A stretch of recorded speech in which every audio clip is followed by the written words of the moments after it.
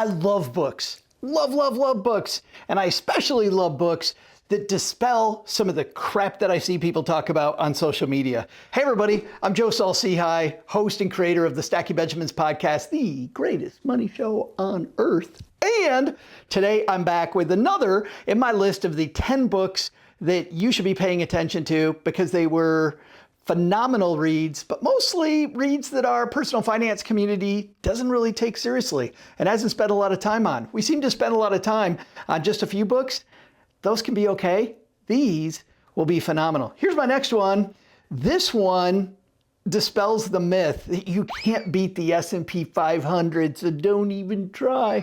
Well, hey, a guy named Jack Schwager, been on the show a couple times, by the way. Jack has this phenomenal book, and this book actually was a bestseller. The thing is, in the personal finance community, they tend to keep it a secret because they don't want you to know that you can beat the S&P 500.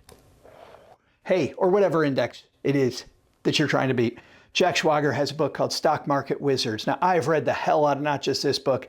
This book did so well that he's got many in this series. And what Jack talks about is just this. He interviews some of the smartest traders out there to see how exactly they beat their index. And not only did they beat it, they spank it. But when it comes to beating the index, you can do it.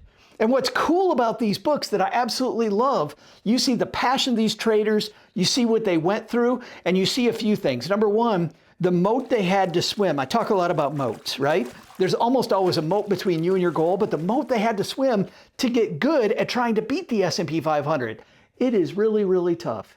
And not only that, all the times they failed during that, which also gives me confidence that, you know what, if I try hard enough at anything, that maybe I can get there. You also see kind of what weirdos these people are, men and women who have done it, like how much time and attention and focus it took.